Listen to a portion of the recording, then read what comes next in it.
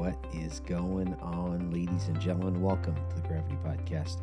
I am one of your hosts, Chris. Thank you for choosing to tune in today. Hey, folks, we're continuing this conversation. How do we stay grounded in a world full of noise and chaos? Does that resonate with you? Do you feel like there's noise and chaos in this world? Do you sometimes shake your head and go, oh my gosh? And this is the way Jaimie and I felt here a few years back, and that's what motivated us to start this podcast, is to be part of a community, part of a space in this virtual podcast world where we can have great conversations. Maybe we agree with each other. Maybe we don't, and that's okay. But hopefully each of these conversations are inspiring you to turn inward and to ask yourself, what are my core values? What are the foundations in my life that keep me grounded, that keep me from being carried away with all the noise and chaos? Today's guest, Donovan Heavener, folks, he has a story. He has a story that you're going to want to hear. Retired police officer here in Washington State, had a major incident happen to him, and healed up and continued doing the work for a while, and then eventually decided that, hey, it's time for something different. I'm excited for you to hear about what he has going on. But before that, folks, I like to talk about organizations that are helping first responders. This summer when I was struggling and I raised my hand and asked for help, I went to a PTSD recovery center called Deer Hollow. If you're watching the YouTube version, you can see the cool hat that I'm sporting. And Deer Hollow was a place that I was able to go and connect with other first responders, military folks, absolutely phenomenal mental health professionals, and to begin the healing process. I say begin because if it took me almost 25 years to get to an injured state for my brain, it's going to take more than a month and a half to get better. But really, the therapies helped me kind of get back on my feet and then come home with a plan of continuing this healing process. So down in the show notes, folks, there's going to be a link to Deer Hollow. If you're struggling, if your friend is struggling, call their intake line, talk to someone, get a better picture of options. You don't have to go to inpatient. You can do an intensive outpatient. For me, going to inpatient was the right call. So check it out, folks. It's worth your time. With that, let's get into this interview with Donovan Heavener. Donovan Heavener, welcome to the Gravity Podcast. Thanks for having me. Hey, I appreciate it, brother. When I reach out to people I don't know and say, hey, will you come talk to me for an hour? They're like, creepo. No, it's all good. Hey, brother, for folks that don't know you, do you mind introducing yourself to the listeners? Yeah, so I am Donovan Heavener. I would say very, very recently retired, as into I think I'm my day 4 of retirement right now from law enforcement. Spent 29 years in law enforcement, figured it out. I was at 4 different departments in 2 different states. So I've done a lot of different things, but I'm just going to try to get into this retirement gig and maybe start enjoying life. I love it. I love that last part. Start enjoying life, right? Yeah. 29 years, you went and did whatever the community was asking of you. And now you get to decide. Yes. Yeah, that's the big thing. What other state other than Washington? Born and raised in Wisconsin. So.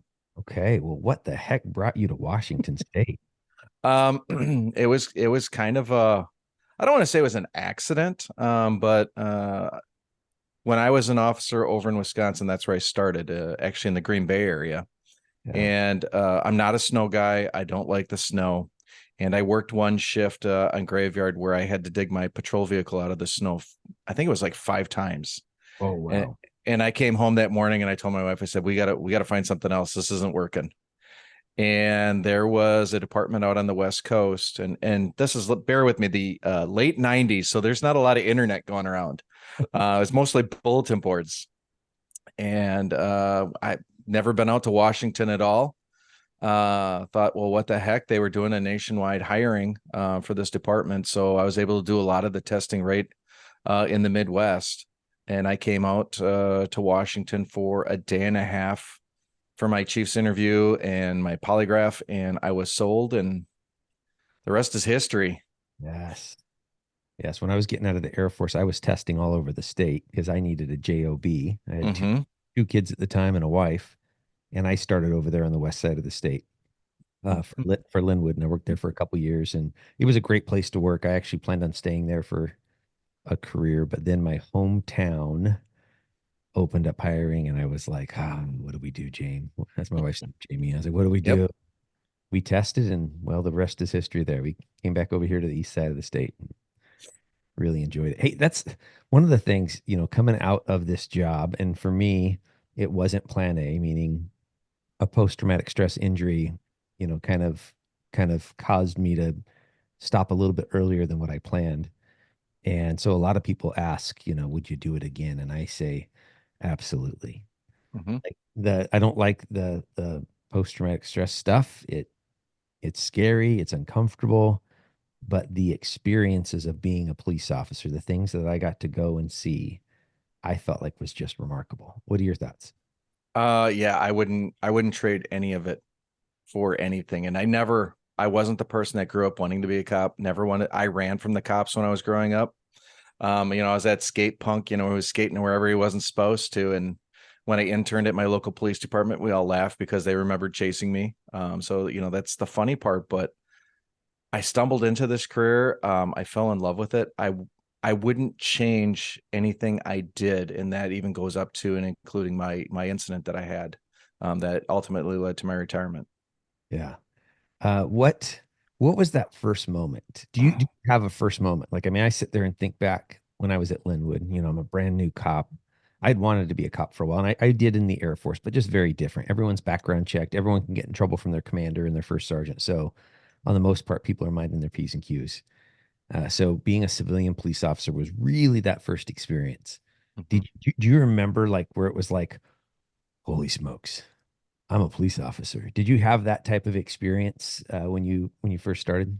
I did, and that the story just stays with me forever. I was an FTO. I was working day shift, and I worked for a sheriff's department, but we had one contracted city, and we went to a burglary. We were the backup officers, and uh, there actually was footprints because it had just snowed, so there were footprints where the guy left.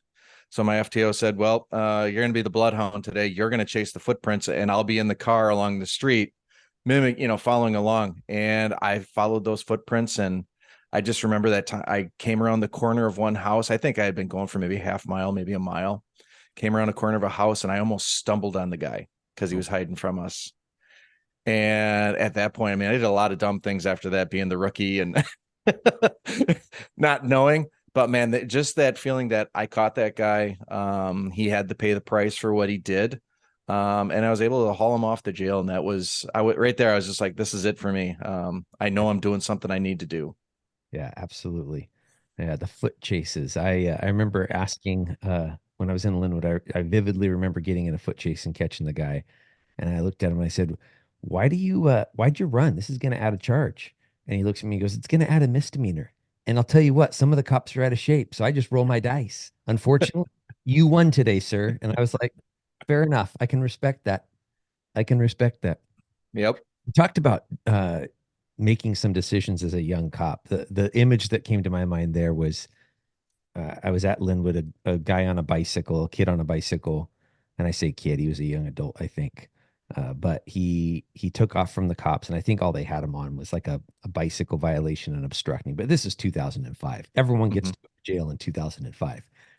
And I remember us kind of chasing this guy down to our transit center and me getting out of my car, and I was angling him, and I got to that spot where I realized he was about to get away, and I 100% Superman myself out. I just lunged, and I caught the back corner of his sweatshirt, and we both just crashed on the ground, and he had stolen credit cards and drugs and burglary tools. I mean, it ended up being a great pinch. But looking back on it, I was like, you know what? At 25 years in, I don't think I would lunge towards that guy. Like, either one, I'm going to get him, or two, he's going to get away today. but I'm not injuring my body over a bicycle violation. Right. Right. Yep. 100%. Yeah. Once you become that experienced seasoned cop and you get that years on you, it's too much to start lunging and stuff for like that. Yeah. What are some Yeah. of the other lessons you learned as a young cop? Now my brain is starting to go with some of those that some of the senior cops would share with me at first. And I'll be honest, I remember some senior cops trying to speak some wisdom into my life, and it wasn't that I was bullheaded, but I was looking at some of them going, "You're lazy. Like I'm not going to listen to you." But Mhm. eventually, some of those pearls of wisdom got to the point that I was like, actually, you know what? These senior dudes, they got some wisdom here to keep me from being injured. Yeah. For me, it's always been, and I learned early on that it's connecting with the community. Yeah. If you don't know your community, if you don't interact with your community, you're not going to be successful. I've seen too many cops driving around, windows up on their car, listening to their shows or whatever, never getting out unless they have to get out of their car. And I really learned that when I was in the traffic unit. I helped start at the traffic unit at my department, and they had me go into the high schools to teach a portion of driver's ed. And when I got that first feeling of working with those high school students, being able to show them, that police aren't bad, that we are just normal human beings just doing a job. But being able to connect with those students really got me into that community aspect of policing, which is something that I think a lot of cops miss out on or had missed out on. I think it's bigger nowadays, but in my time starting up, I think a lot of cops missed out on that. And what do you think the long-term return is on that community engagement? For me, it maintained my sanity Yeah. through it, because through that, I really got involved in the law enforcement torch run and Special Olympics and made that connection there. And man, when I was having some tough times on the job, I would just go to a Special Olympics event and it would just lift you up. And again, it's just that connection with the community that reminds you why you're doing this. You can have the worst day ever and you just have one positive interaction. It just changes everything. And I think a lot of people miss that. Yeah. I was a school resource officer for 3.5 years, and probably the best job I had. Now I have other jobs that was the best team that I was on, but probably the best job was just being consistent at the school every day, engaging kids. And I would even say to them, although they treated me pretty well, the kids did there, I would tell them on my bad days, I would just drive to an elementary school and get out of the car. I Yep. was I was Superman. Like Hmm. kids just surround you and they were super excited to see you. And I think you have to have that perspective because otherwise you start believing all of the noise that you're surrounded by. Hmm. Which, if all you're doing is catching felons, that's great. That's good work. We need to catch felons. And that's gonna have some poisonous along with it because those dudes usually aren't thanking you. Sometimes they do, but Right. usually aren't thanking you and just saying being a cop is amazing. Yeah. Yep. Yeah. And I had the same experience. I did SRO at two different schools for, I think I lasted like 7 years, a little over 7 years. And man, I'll tell you, that's a job I am so glad that I took it when I did. It was one of the most rewarding positions at the department that I had. Yeah. What else did you do to mitigate the weight of the job? Well, this is the part that I guess, I've come to figure out and not extremely proud of. Um, Everyone has their vices, and unfortunately for me, my vice was working, Yeah. staying busy. If I was getting paid, I was getting paid. If I wasn't, I was still doing work. My kids were growing up, and I wanted to be fully engaged with them. And in my mind, the way to do that is I had to take on other opportunities to be with them. So I was a soccer coach. I was always involved, always working, whether it be on the job. I remember department I was with, we wanted to update our policy manual. I spent hours outside of work just working on it. And looking back, I realized that I was doing that just to stay busy so my mind wouldn't stop, so I wouldn't have to process what was going on. Yeah. I did all the soccer coaching. I mean, I would work graveyard shift. I'd come home, I'd sleep for 4 hours. I'd get up and I'd start getting ready for my soccer plans and everything for practices and that. And I did it again. I had to stay busy to keep my mind from rolling on what was actually going on in the job, what I was seeing, what I had to deal with, and it helped me bury it. Yeah. I was doing the exact same thing, brother, including with this podcast. Mm-hmm. Like it keeps me busy. My days off, I'm going. And then I also added in alcohol Friday, Saturday, and Sunday. Man, 5, 10, 15 drinks. I'm I'm not driving drunk. I'm not beating the family dog. I'm chill. I'm relaxed. Mm-hmm. I had really good excuses of why it wasn't a problem. Right, right. Yeah. And I mean, I hear that all the time. Fortunately for me, and I mean, growing up in Wisconsin, you'd think I was a big drinker. I never was. My wife is not. Yeah. So that was, I think, a saving grace because I do have that addictive personality. Where if I glom on I mean, I started running, I became addicted to running. And I'm fortunate that I didn't go down that road. I think in my career, I think it could have been a lot worse for me. Yeah. Are you at a spot of talking about the big call? I don't know all the details on that. Absolutely, absolutely. So you said here towards the end of your career there was a call, and I think that's common for a lot of folks. Mhm. What was this call? Well, the odd thing is it's not even a call. I was out. It was Halloween morning of 2021. I got up. I was in the height of my training for running, and I had to do a virtual 10K that morning. Um, and I went out for a morning run. I should have put two and two together because normally my dog would go with me, and he didn't want to go at all that morning, which was weird. Interesting. I didn't look at all the signs that were out there, but I went out on my run, and I was running through Puyallup, and had to tack on some extra miles. Went through the business area where there's a lot of cars and all that kind of, a lot of used car dealerships. And I actually stumbled upon a burglary in progress. I saw two guys wearing masks. They were tying ropes around the door handles of a business, and their trucks are right there, and they're going to rip the doors off. And I did what my policy said, and what you should do in that position is I tried to get a good look where get a spot where I could look at them, but then also start calling 911. I think my downfall was I didn't remember that I was wearing high visibility clothing, so I had a fluorescent yellow sweatshirt on that really stood out, and they saw me almost immediately once I stopped and started calling 911. So they pulled the straps off the door. There were two trucks. They each hopped into a truck. They pulled out of the lot, and next thing I know, I was shot in the stomach. Wow. What So, happens next after that? so after that, I just remember in my head, I backed up into a telephone pole, thinking that this was not real. I thought maybe I got hit by a paintball or something like that. And once I realized I was shot, I looked across the street, and there's a guy walking towards me. And this is 7 o'clock in the morning on a Sunday morning. So there's really no one out. And I just kept telling him, stay away. I don't know who you are. And he kept walking towards me. So I ended up having to run from that scene. I ran about 150 yards down one of the main streets while I was still on the phone with dispatch.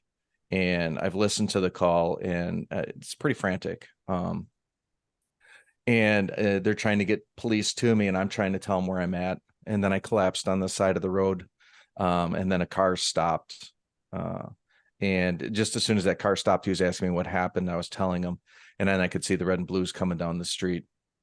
And then they took it from there. I mean, the Puyallup Police Department and Central Pierce Fire Department, they did a great job taking care of me, getting me to the hospital.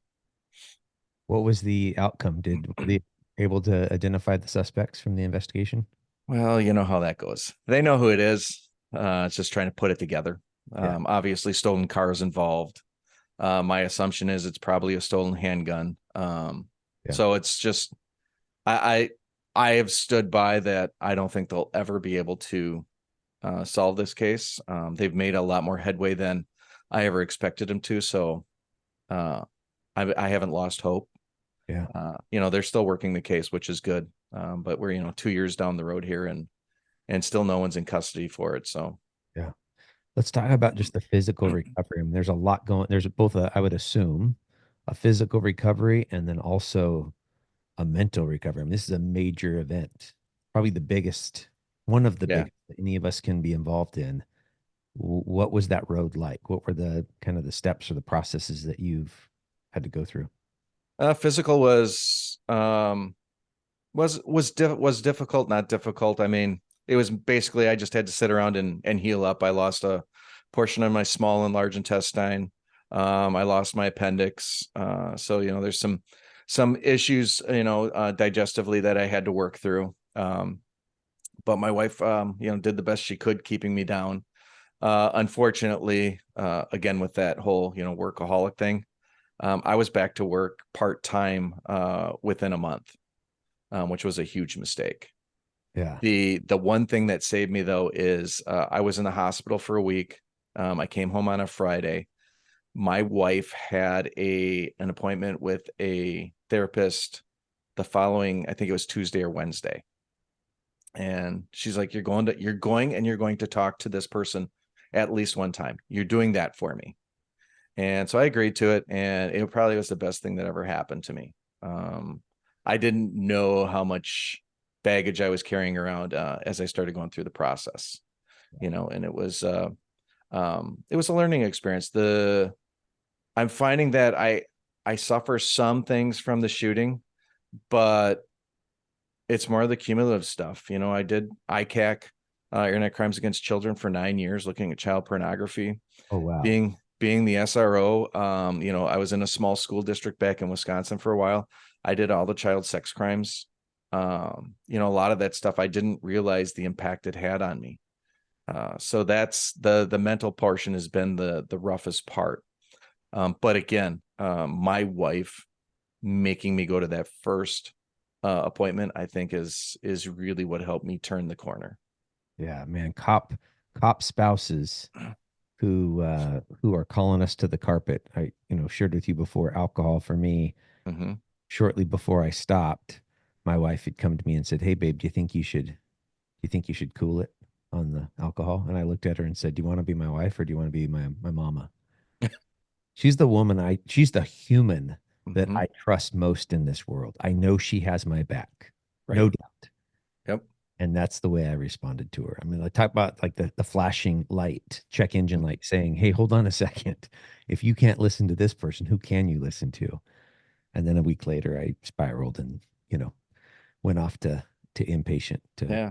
to get better. But that's amazing that she had that awareness that this is going to be a critical piece. Now, have you guys had the chance in the aftermath over the last couple of years? Have you guys had the chance to maybe go deeper with your conversations?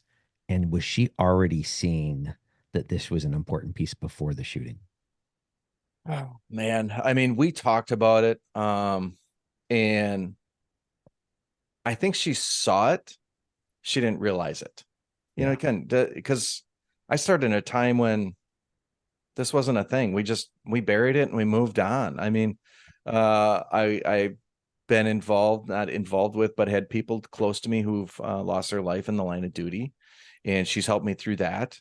She's seen that kind of stuff, but until I started talking to her and saying, "Hey, look, I've noticed this was going on as I was going through my career," and she's like, I never realized it. The one thing that, and I do have a hard time talking about this, the one thing that always gets me is there was a point when I was in therapy, when she said, because we started dating when we were in high school. I mean, our relationship goes forever.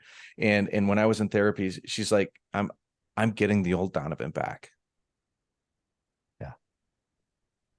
And just to hear her say that and realize that, I had changed that much because of this career and not for the good, was difficult, but it was good to hear that I was coming back around.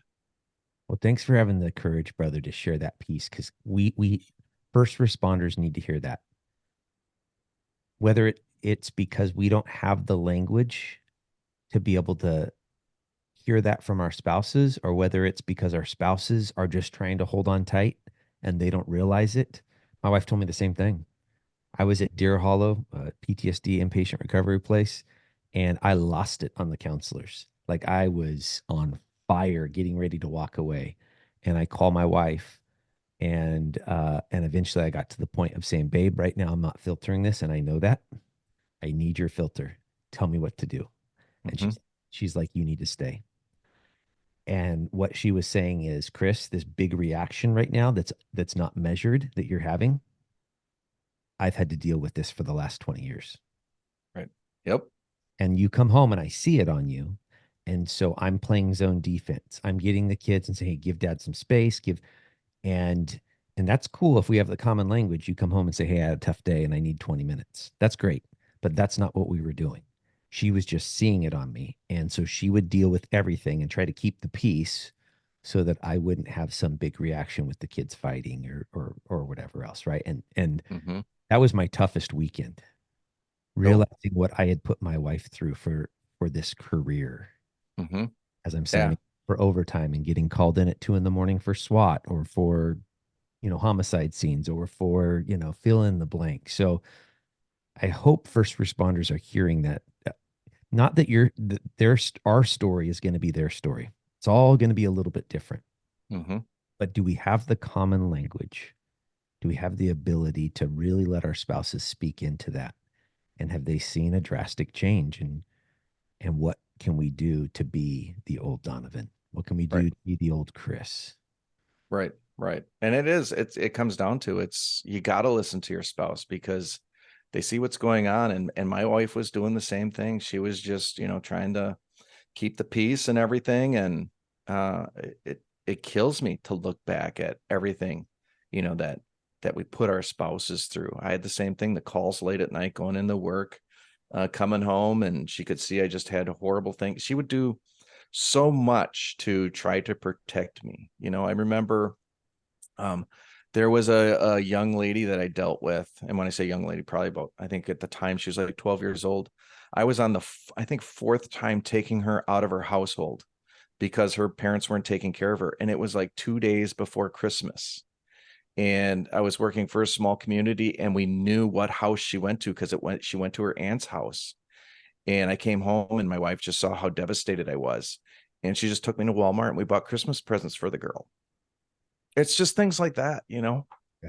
They try to keep the peace. So when we talk about retirement, I'm 4 days fresh into retirement. My wife is even though she's still working, she's 4 days fresh into retirement. She's deserved this retirement a lot more than what I have. Yeah. How much have you listened to other retirees about this new season that you're stepping into, that you and I are both stepping into? Technically, I guess mine started November 1st, but really I've been off work since the very end of June. But yeah, what have you listened to other retirees of, hey, just so you know, this is what you're in for stepping into retirement? I've talked to a lot of retirees. Most of them are like, "Hey, it's the greatest thing under the sun." They've been able to just walk away completely and be able to play golf, do whatever they want. Pick up odd jobs here and there. Um, I had a mentor who was 2 weeks from retirement and ended it all before he retired. Mm. And I think everyone handles retirement differently. You can talk to people and they say, yeah, this is the greatest thing under the sun. But again, we're masters at disguising stuff. Yeah. And it's hard to get a read. For me, it's hard for me to get a read on people now. I used to not trust criminals. And now I have a hard time trusting, what people are telling me about, how life is going, because I'm always skeptical. Are they really telling me the truth, or are they hiding something? Well, and sometimes they don't even know.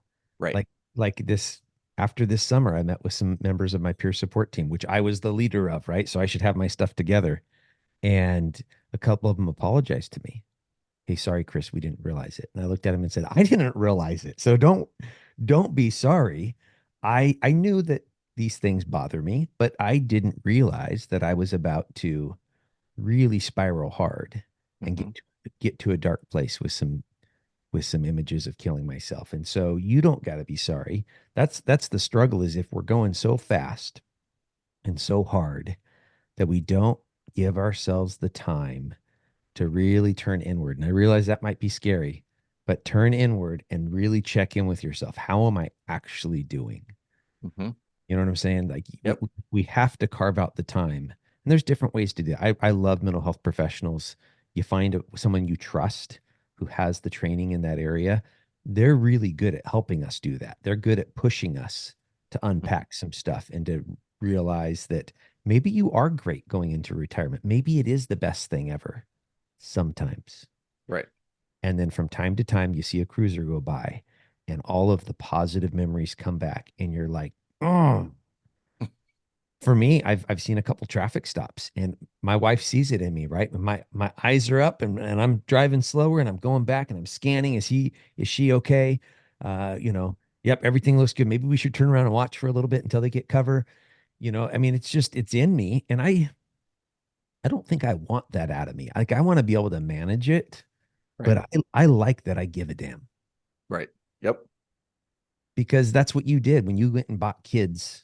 When you bought that young lady Christmas presents, it was because you gave a damn. When you look Mhm. at a human being in the eye and say, I care about what's happening to you, and I'm going to do my job as a police officer to try to make this a little bit better. It's because you care. And for me, I couldn't fake caring. Right. If I was going to say I cared, I had to actually care. Yeah. Uh, are you continuing in counseling? Have you continued in that through this process? Um, so I would say I ended probably 2 or 3 months ago. Yeah. You know, with the open door policy. Because when I uh said I think I'm good, I don't need to come every week. She's like, retirement's going to be hard. She's the one. My therapist is the one who convinced me. She's like, you just got to make the decision. You're on the fence, and you got to make the decision. But know that if you're going to retire, you've got to find something to do to occupy your time. So I have that open door policy, and she's always said if I need to go back, just let her know, and her door is open for me. I don't have to wait that exorbitant amount of time that someone who's getting new with her has to. Do I think at times that I need to go back? Yeah, I would say that week leading up to my last day at work was probably those 2 weeks were probably the most difficult times of my life. And the depression I was going through.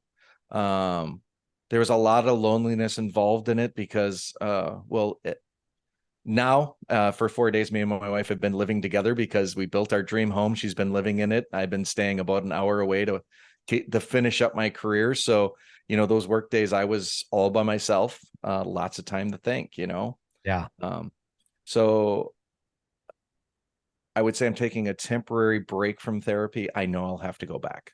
Yeah. There's no doubt in my mind. And that I love that mindset, just the fact that hey, therapy is a tool. Mm-hmm. You go in my garage right now and I got a lot of tools in the toolbox and I don't Yep. use all of them all the time, but when you need the tool and you know where it is and you know how to use it, you go to it, you grab it and you use it. And I know analogies sometimes fall short, but that one really connects with me. It's Yep. kind of like medication. I hadn't taken medication a decade, for a decade. But Mm-hmm. I always told other police officers, it's in my toolbox. And you better believe that if I struggle again, you better believe I'm going to be willing to listen to the advice of my medical professionals if that's what they think is going to help me. And here in June, guess what I did? I pulled that tool out of the toolbox and I'm using it right now. Mm-hmm. And it's helped make the really high highs and the really low lows a little bit less high and a little bit less low. And then the actual therapy stuff that I'm doing, I feel like it's sticking. It's, getting some traction a lot more. So I love that it's in your toolbox. When I got hired, and I don't know if you did in the 90s, but I remember early in being hired, I was told you need to have a lawyer. Mm-hmm. Don't don't Yes. don't wait until you're involved in a shooting to figure out who you're going to hire. Mm-hmm. What they didn't tell me is you need to have a lawyer, you need to have a doctor, and you need to have a counselor. Mm-hmm. Because if you wait until, I like the analogy of you get in a big bar fight, right? And your teeth are all hanging out of your face. If that's when you decide, maybe I should find a dentist that can help me fix my face. Wrong time. I mean, if you did wait, then figure it out. But I'm just saying, wouldn't it be better to have someone in your back pocket, the counselor that you have, that if you called her right now, she would get you worked in this week or next week, probably, Yep. instead of you having to wait 2 months. Right. Yep. Yeah. Were Yeah. were you told in the 90s you needed to have a lawyer, or did that happen later in your career where we No, started no. talking about that? Nope. I was told right away, you need to have a lawyer on retainer. You can't trust the union attorney in case you get in trouble. There's a lot of that stuff going on about the lawyer and what you need to do to protect yourself. And again, we didn't know about the other stuff. Yeah. And the great thing now is, I mean, and I just, I spent my last year up at the academy, Okay. teaching the young recruits. I love it. And the one thing, and there were times in the classes I taught where I would able to talk about my story and correlate it back, because I did teach sexual assault investigation, which is a trauma-based interview process. So I was able to talk about it. And the one thing that I stress to all of them in every class is go out and find a therapist now. Don't wait. Find a therapist. If you meet with them once a year, once a quarter, once every 6 months, have them there so that when you need them, you can call them and you can get in. Because right now, if you need them and you want to get in, you're gonna wait. Yeah. So that's I mean, I've never told a young recruit now, hey, you need an attorney. I've been telling them you need a therapist. Yeah. And actually, I don't know about you, but we've done better there. Like the agency I was a part of participated in the FOP Legal Defense Fund, Mhm. to where immediately I would probably call upon that, just the criminal attorney that a lot of people use. And then I have a couple attorneys here in the local area that I would have called as well. I've actually stayed on that. FOP allows retirees to pay into that. And Right. right. And here's the Yep. deal. I'm a runner as well. Hmm. And so I might be out running, and I might see something. And your story is a perfect example of, you just never know when that time's going to come. And because we give a damn, we're probably going to stop and observe and call 911, and then things happen. Right. Hey, if we could stay on this retirement gig, I don't know, is there other things? So like I've taken on cooking. I Okay. never I never cooked. My wife cooked. She was a stay-at-home mom for the first, I don't know, 15 years or so of me being a cop. And then she went into teaching. So she always cooked. That was just her chore. Well, when this happened, I said, hey, let me cook. I Hmm. want you to come home from teaching and just be able to exhale and know that dinner's on. And I'm loving it. Hmm. There's this thing called Pinterest, and people put recipes on there. I don't need to look through some stupid recipe book. I can just search for it. And I Hmm. have this amazing, like 4-step process of cooking delicious meals. Do you have any ideas like that of, hey, maybe I'll lean into this hobby or this chore at home? I don't, I haven't thought that far ahead. I mean, because I'm the one who does all the cooking at the house anyway. So can't Right. even lean into cooking. I haven't thought about anything extra I want to take on. I'm trying to soak it in right now. I still, the past couple mornings, I've been waking up at 4:30 thinking, oh, geez, I got to get ready for work yet. I'm still in that phase. So I'm hoping I'm going to find something. I would like to be able to spend more time. I mean, spend more time working with Special Olympics, I love it. um, taking on some added responsibilities or some added duties there. I'm currently on the board of directors with Special Olympics, but I'd like to get more involved at the community level again. Since I'm new to the area I'm in, I'd like to, connect with them and spend some time with the athletes, because that's really what it's about, is being able to spend that time with the athletes and see the successes they have. And it just makes you feel good to see that people are enjoying their time when you're around. Yeah. I got to do the torch run a number of years. Our previous chief, when I first got here, would actually comp us the time. So if you went out and ran, and we'd start in Lewiston, Clarkston, and we'd Hmm. run all the way across the state to McCord Air Yep. Force Base, and just a great experience.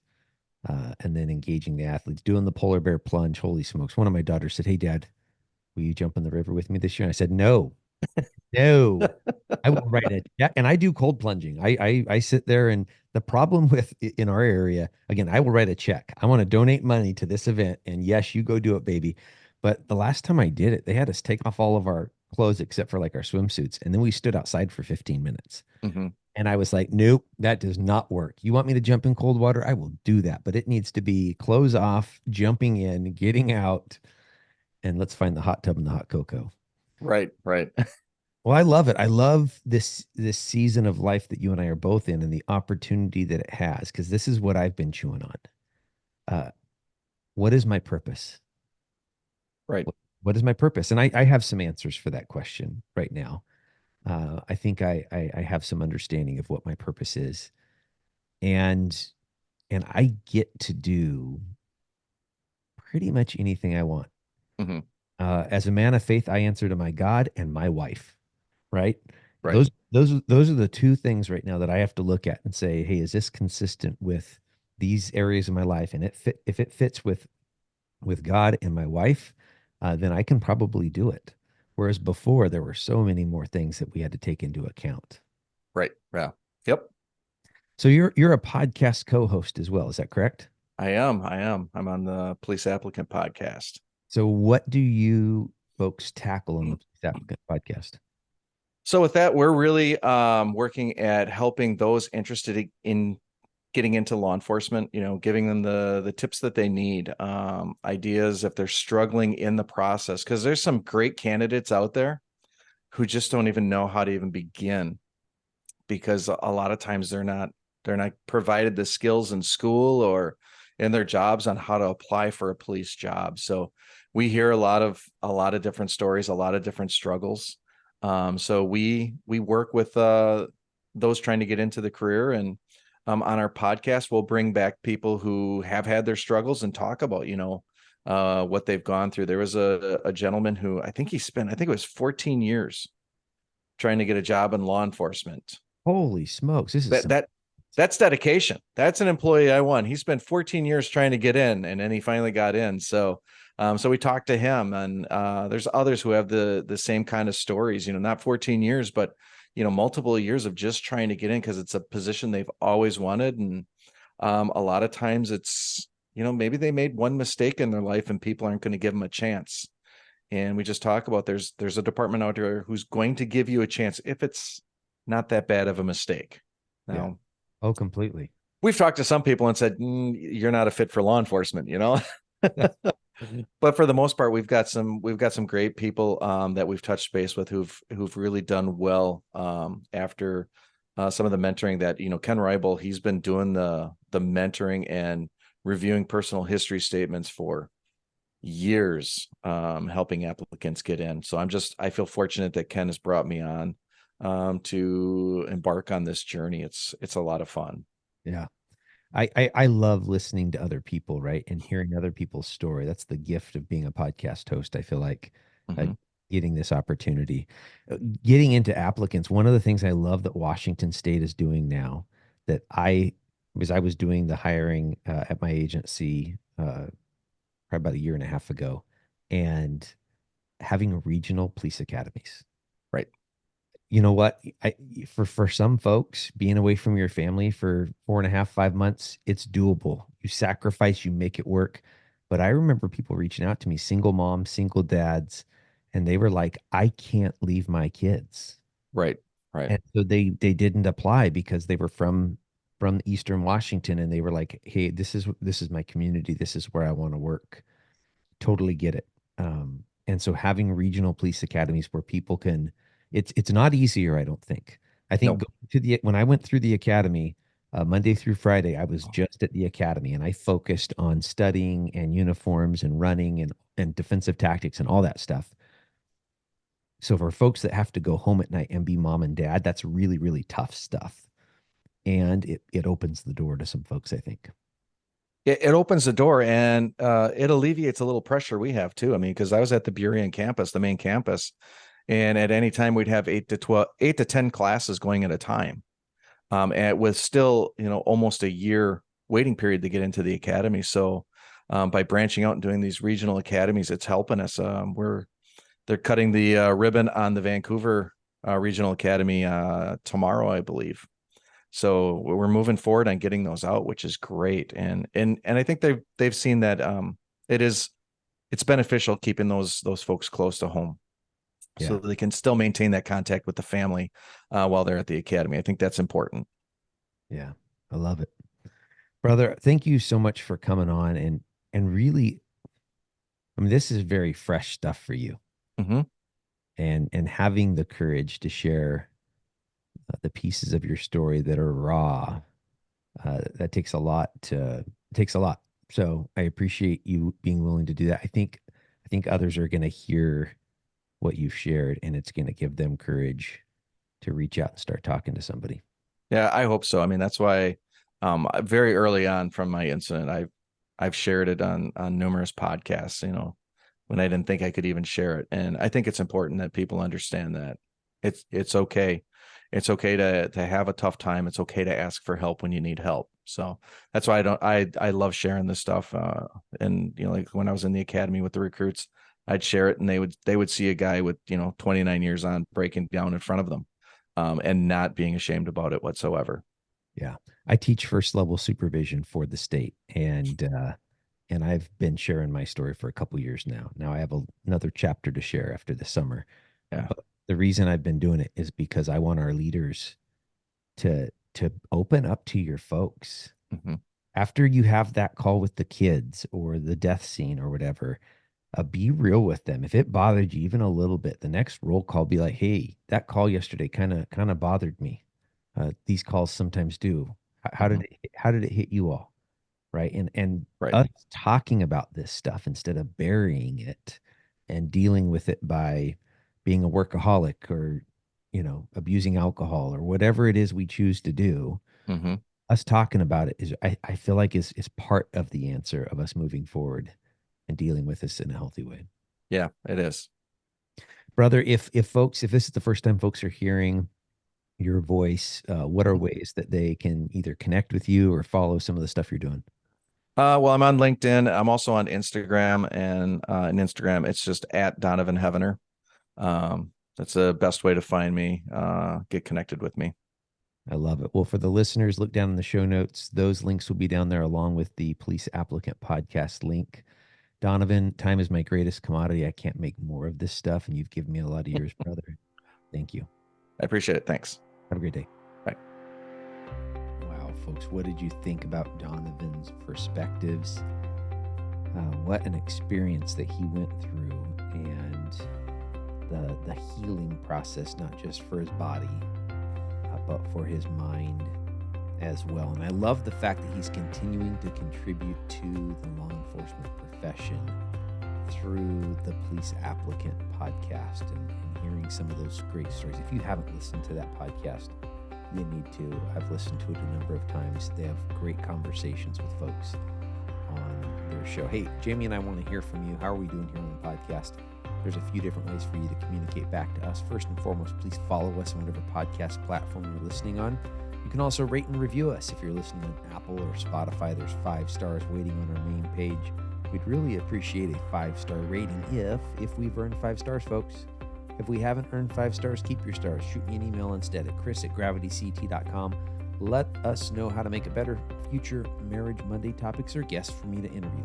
Folks, we only get to live this life once. Let's go out and take care of the people in our tribe. Take care of each other. God bless.